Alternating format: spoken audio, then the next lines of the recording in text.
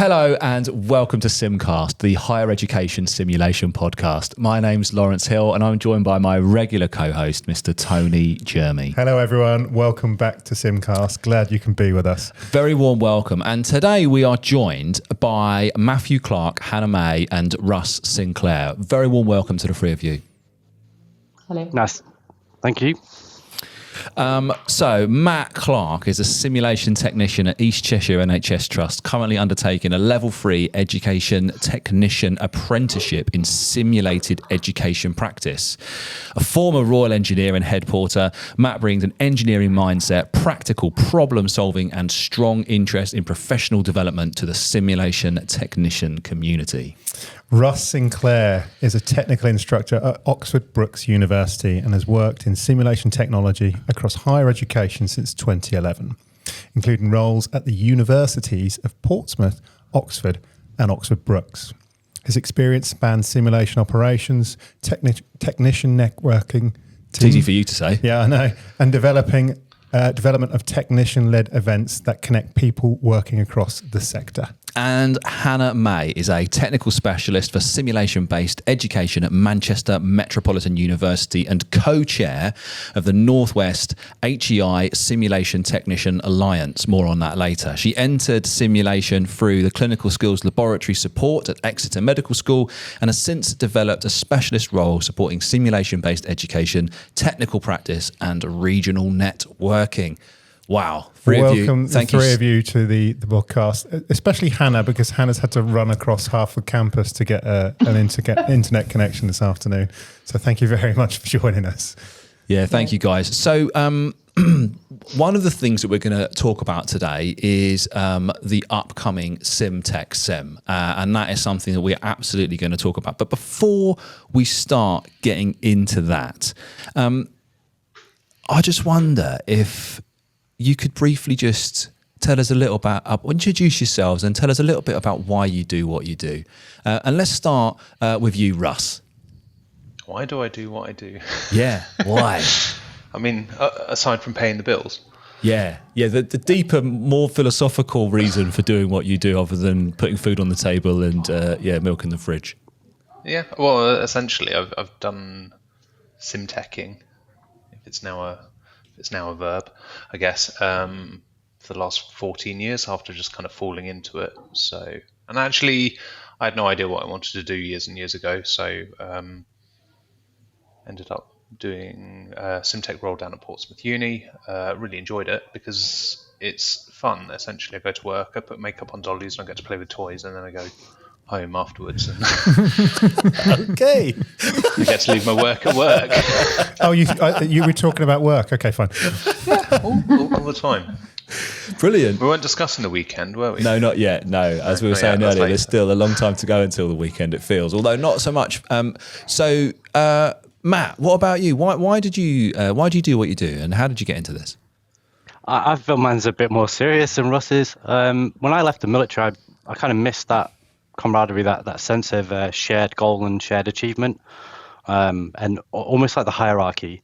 I kind of drifted back into retail work, and I wasn't happy with retail managers that were probably, a lot less experienced than I was, but because of the job, I had to go and do stuff. And so I started looking into stuff that gave me a bit more meaning. So I looked into stuff like the NHS.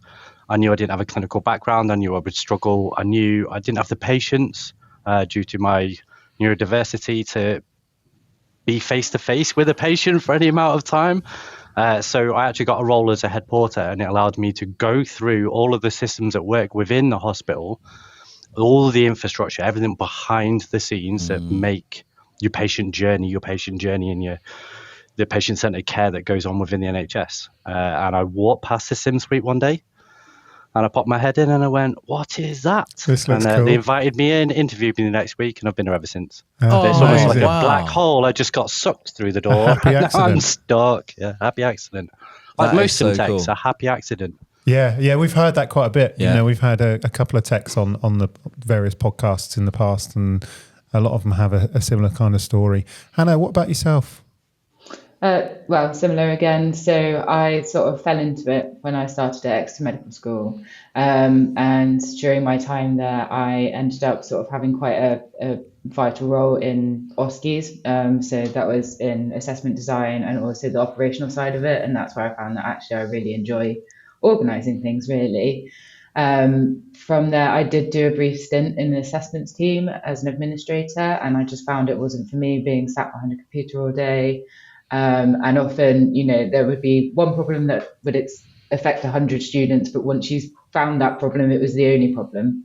Whereas when you're a technician, there is a whole range of things, or it doesn't necessarily need to be a problem, but maybe a question. So in the morning, you might be doing something that's quite simple and AV based, and then in the afternoon, you're being asked actually, like, how do I test a prosthetic when I don't know anybody who needs one, and things like that. And so it's that diverse range of questions and problem solving that I really enjoy. Great, fantastic. Love that. Great enthusiasm from all of you in terms of the drive that you've got to do the jobs that you do. And that's brought us, I guess, to the topic that we want to talk about today, which is the SimTech Symposium. So, Russ, you're in Oxford. Matt, you're in Cheshire. Hannah, you're in Manchester. Talk to us a little bit about this national event that we've got coming up, which is SimTechSym. I guess, where do you want us to start? Do you want us an overview of the actual event, or how it actually came together? I think, what is SimTechSym? What's the background? How did it come into place? And then talk to us a little bit more about the event itself. Yeah, sure. So last year, we at Oxford Brookes hosted the South SimTech Day, which was a little conference we were running at Oxford Brookes, which had run the previous year as well. And the idea behind it was to get SimTechs to come together, work together, do some workshops, do some networking, and basically try and get all those little teams who are dotted around the country, whether or not they're in universities or in the NHS, to actually basically get to meet some of the people they've all spoken to on like the WhatsApp group, like actually face to face, get them in the same room, and try and break down some of those silos. And that was the idea behind it. The idea was also make the event free, because we're all support workers rather than kind of on the academic side, it's a little bit harder for us to actually get funding. Quite often we can get the day off if we want to go to a thing, but we won't actually get the support to get there or physically pay for tickets. It all comes out of our own pockets. So we were really keen to put on a free event, which was kind of sponsored by a few companies who we at Oxford Brookes worked really closely with.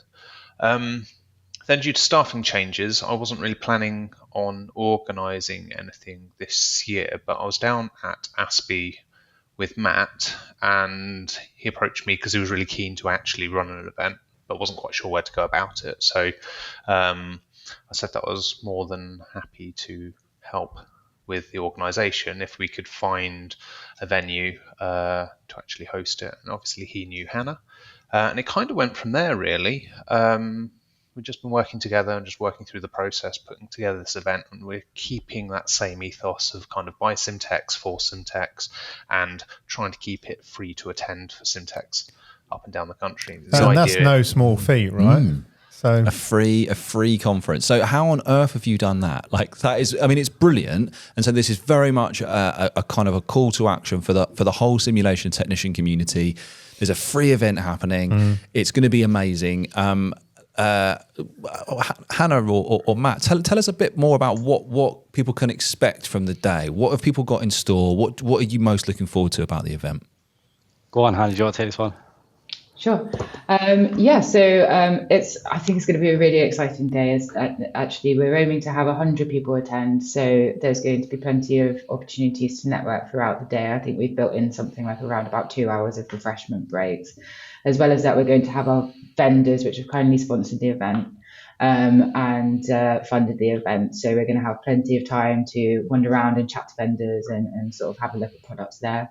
We're also putting on a series of workshops, and we actually have a call of abstracts open for that at the moment. So if any SimTechs are interested in either running or co-hosting a sort of workshop, then please do get in touch.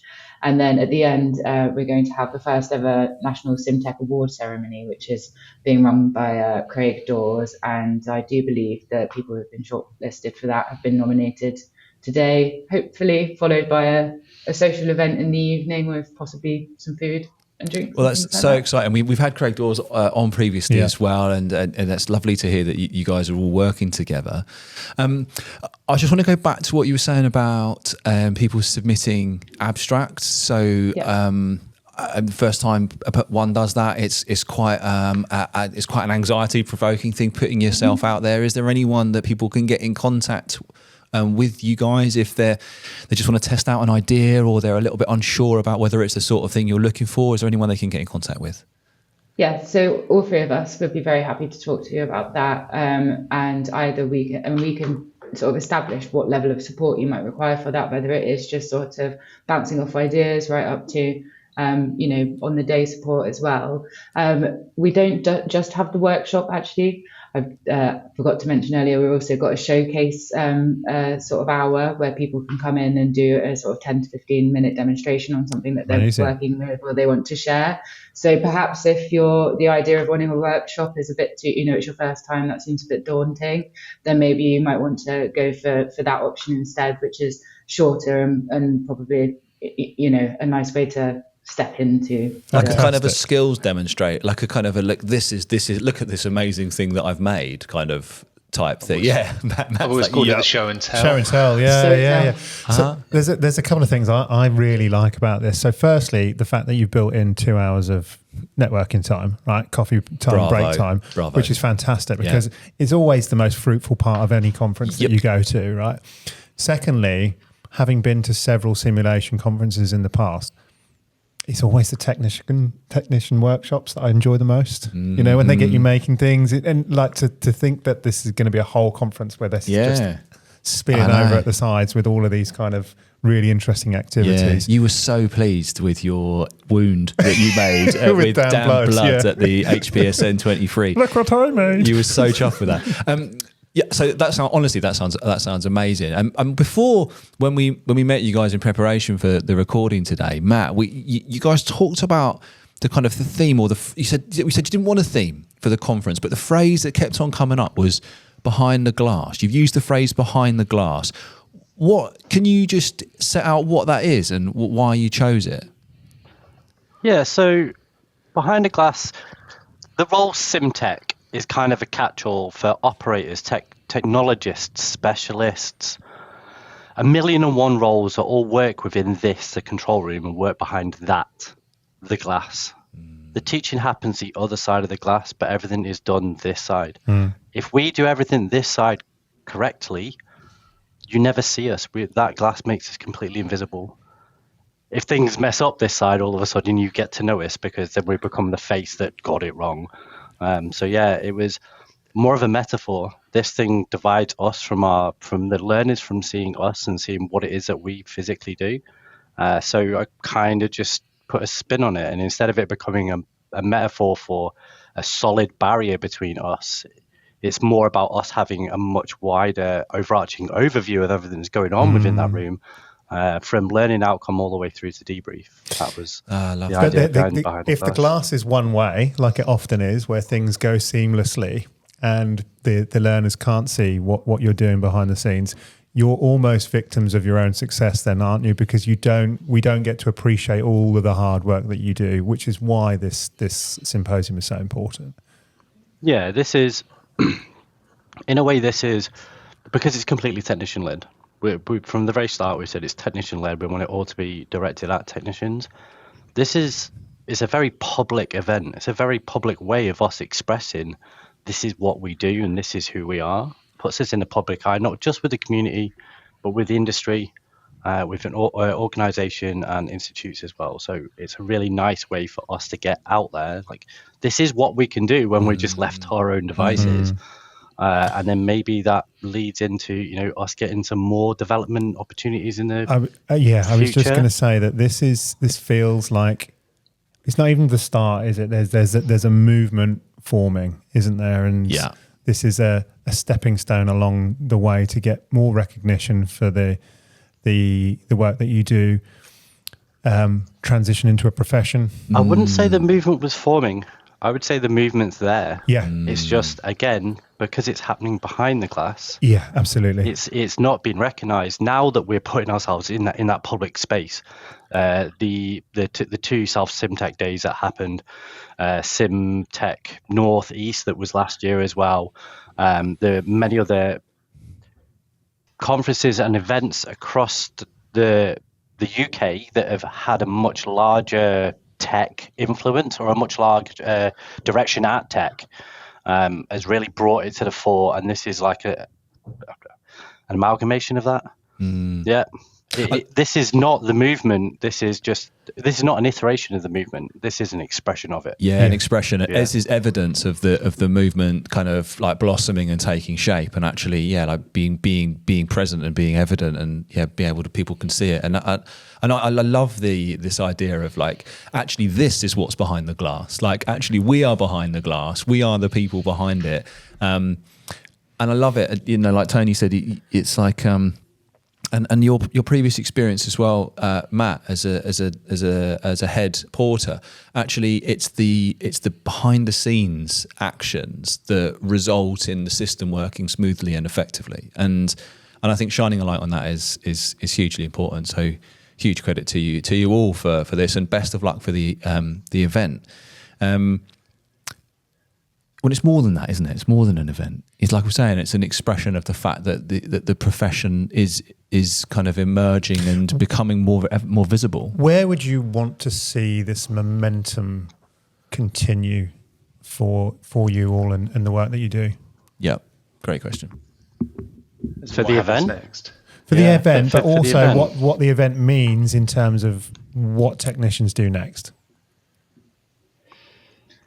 That's great, and I think actually we're probably moving towards developing a sort of a bit of a community of practice, and I think that by getting everyone into the room and by starting the conversation, that will really be laying the foundations towards building that community of practice and having that space for these conversations to take place, basically.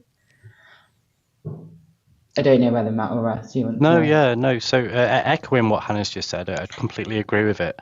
What we kind of have within the nation at the moment, or within the four nations at the moment, is a community of interest, not a community of practice. It doesn't have defined standards. It doesn't have a set of directives that you're expected to work towards or around. You don't have designed pathways for development within the role itself, because the role is so fractured and it has so many different elements. There's no standardized job role for a simulation technician. Yeah.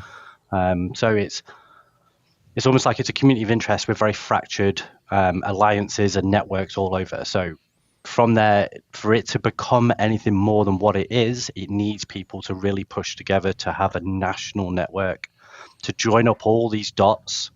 Because the moment you join up all these dots, you've got a net that covers it. And then all of the work that technicians are doing around the four nations becomes visible and evident to everyone. And from there, you can start to develop standards, defined ways of working, what's expected and what's not, well before the conversation of ever like a professional body happens. Yeah. This needs to be established, and it needs to be established for X amount of years. And then the discussion needs to be, is that where it needs to be? I think does it need to become a professional body? It feels like it does, doesn't it? Like just listening to you, it echoes the fledgling kind of creation of a new professional body and a new regulation. And I can certainly see parallels with my profession. So my background's operating department practice. Again, listening to all three of you talk about how you didn't really know what a technician was until you sort of fell into that role. There are so many ODPs up and down the country who have done the same thing. And it just feels like what this momentum going forward, if you can get the right people, like that's why it's so important that the three of you are doing the work that you're doing, because it does take those champions to get that inertia going initially. And you've got others around the country, haven't you? You've got, Charles Everard and Mary Holding, who are represented with ASPE, haven't you? So you've got people in good positions and in high places. If there's anything that the academic community can do to help and support you, I'm sure I'm not speaking alone when we can help you as much as we can as well.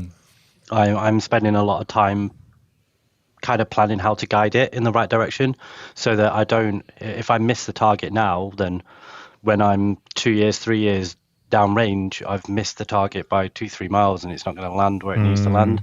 And as part of that, I don't know if you've ever done a QI project, you need to identify your key stakeholders. And one of the key stakeholders in the plan that's developing is academics. And how do we bring academics into this through, I don't know, recognition of our role, development of our role? What part do academics have to play in the development of the SimTech? So yeah, there's big discussions happening. There will be much bigger discussions happening after this event is put out.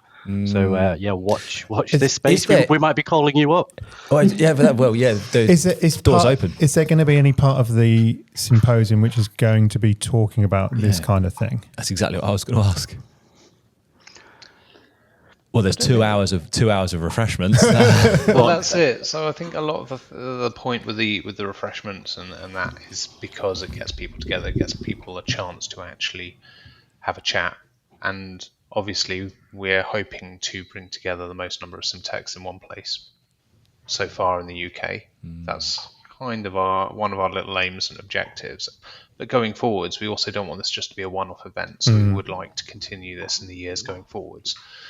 And part of that is going to be down to looking for potential volunteers who might want to join me and Matt and Hannah and Craig and Seb. And there's a small group of us at the moment who are working together to put this together. But we want to maintain momentum, essentially. We want to continue this. We don't want it to be one-off. And so at SimTech Symposium 2026, we will be talking about SimTech Symposium 2027 as well, and looking at how that might come together and who would necessarily want to then get on board to help join us to help make it happen. The point is, though, we want to do this in a sustainable fashion. So the team we've got together this year, the idea is that hopefully if they can, they want to stay on, they will then help support next year's team in everything that we've been doing this year, basically going through the key stages of is essentially event management, which is once again going to be massively outside of your usual SimTech job description and remit. But then again, that's kind of what we end up doing. It's like, well, this isn't working, give it to the SimTech, they'll sort it. Just and actually I feel like being involved in the organisation of medical OSCEs, where actually you're asking 220 students to come in and complete 4 stations each in one day, that is an event. And so it probably does sit within a lot of people's remits, but it just isn't described in that way at all. You're used to dealing with complex logistics and large numbers, aren't you? But in the job description, it's normally covered by any other reasonable request.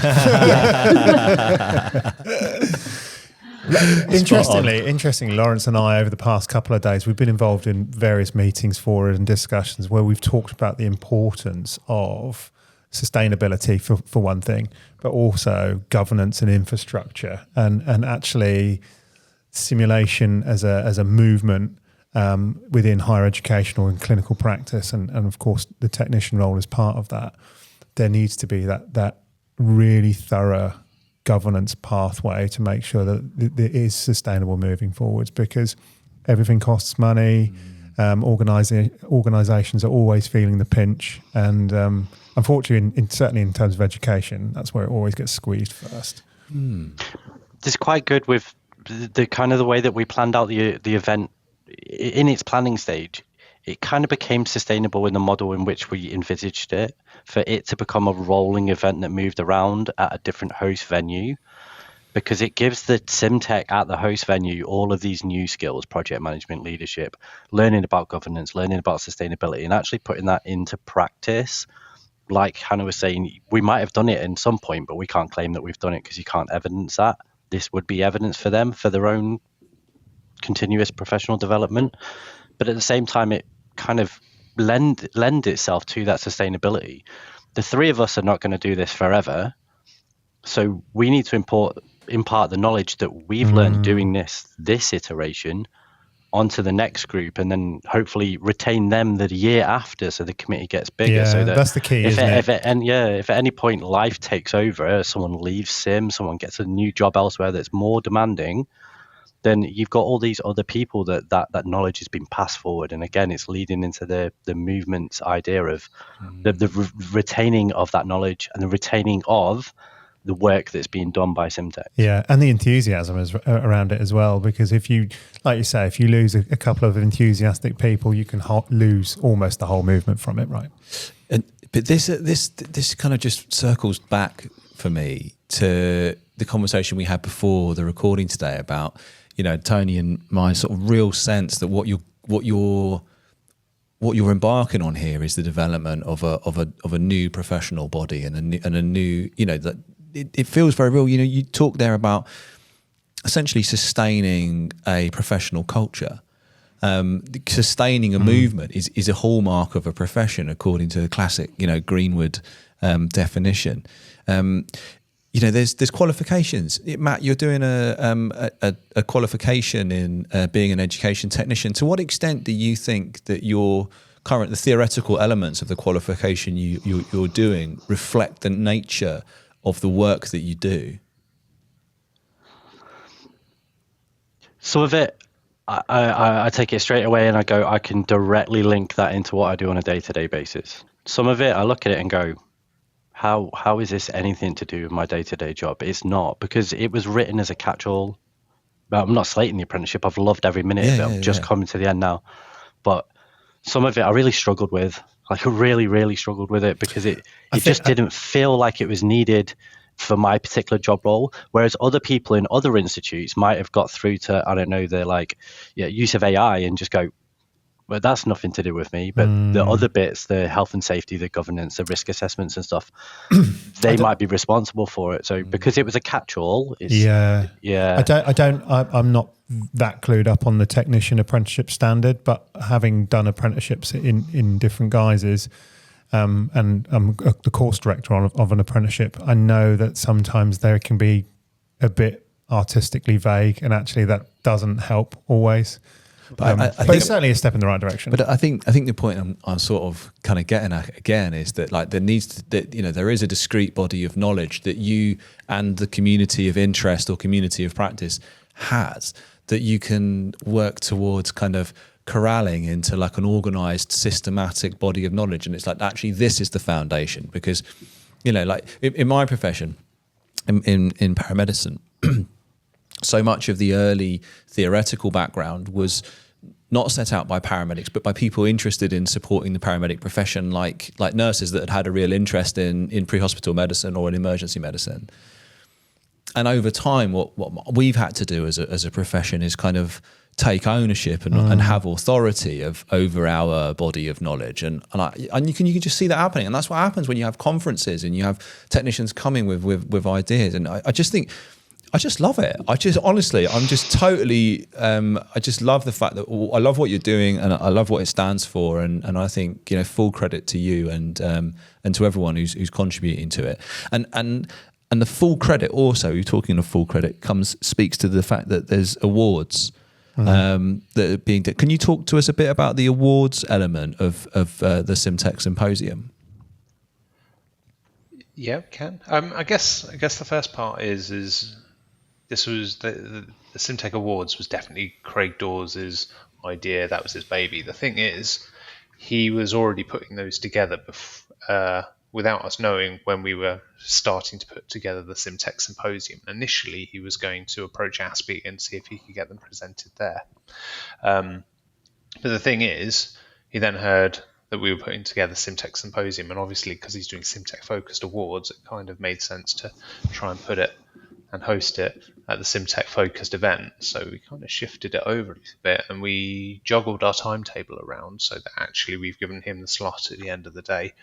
But actually also, I love the idea of the awards itself anyway, because it gives recognition. I mean, all of this, the conversation so far has been about what do we do, how are we recognised. Obviously, we're on the wrong side of the glass, so to speak, or maybe on the right side of the glass. But the point is, nobody sees us, and actually those awards will mean that you're there, you're front and center, the focus is on you, and you're being recognized for what you do and how you do it. And hopefully it also means that those technicians who are actually being nominated for the awards will bring their teams along as well to actually support them and actually see them get that recognition that they do deserve, because we do work hard, that's the thing, but it's always behind the scenes. And as Matt pointed out earlier, people only see us when something goes wrong. If it's all going right, then it's well done. and that's unfortunate. And I guess I'm a little bit conscious of time here, but I think if that's the kind of the risk that people think now about the technician role, what thinking ahead to the day after this symposium takes place, what do you think? And I know that you're not thinking about the day after at the moment. Everything is in preparing for the day itself. But for each of you, just one final thought, I guess. If this symposium works out exactly as you hope it will, what do you think will feel different afterwards? Let's go to Matt. Oh no, yeah, go on, Hannah. Yeah. No, actually, something that I've been thinking about through working with Matt and Russ, and also joining sort of little networks, as it were. We've got the Northwest one, we have the WhatsApp, but we don't have something that's properly sort of national and capturing. It's been making me reflect a lot on when I first started as a technician. It's really quite common for SimTechs to be geographically the furthest away from the Vice Chancellor's office as possible. And that's because, well, not as possible, it's not deliberate, as in let's put the SimTechs there, but often, we're supporting health, so we might be based in an NHS trust, for example. Yeah. And as a consequence of that, I actually think that for a new starter, you're really at risk of being isolated. And to me, I feel very lucky in the journey that I've had, particularly the last, 6 months since this organising this has started.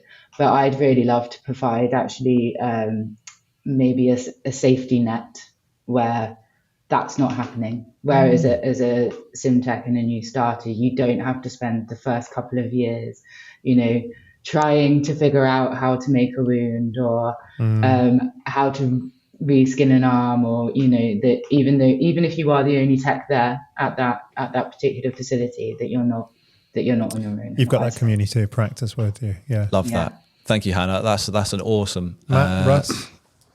For me, the day after is about celebrating the fact that there were people that were part of the movement before us, that built the building blocks, that taught us how to be techs, that created things like the apprenticeship, created things like the SimTech portion of the Becoming Simulation faculty from NHS England, celebrating the fact that Russ's event lives on for another year and will continue to live on regardless of his staffing levels at Oxford Brookes, and to really use it as a springboard now for the movement, the awards, the national recognition, and the event itself. Great. And Russ, finally, what about you? And I've got another question. It's just dawned on me. I had like an inception moment here. Who provides technical support for a technical symposium? Are you all doing it in-house? No pressure then, crikey. So I'm very lucky that I've formed part of a wider team across the faculty, and I think that as a result of that, because you're hosting, aren't you? Yeah, okay, fine. There's going to be there's going to be a bit of a timetable so that each of us gets an opportunity to go off, but there will be technical support in the background at every moment. Yeah. We did technical support once, didn't we? At the we did. paramedic conference. Yeah, we did at the education conference. I was going to say last year, I was there kind of at the front and talking to people, and I was there at the end and I was talking to people, and apart from that I was pretty much running around and just making sure that people were in the right place at the right time and making sure everything was actually running smoothly. So what does the day after look like to you, Russ? The day after, I've got nothing quite so profound as Hannah and Matt. Essentially, I've spent the last 14 years of my career generally trying to nudge it in a direction that makes my life as fun as possible when I'm at work, and this is once again another iteration of that. So actually the next day will be looking for the next thing that I can do to entertain myself in my role, which might well be SimTech 2027. So no rest for the wicked.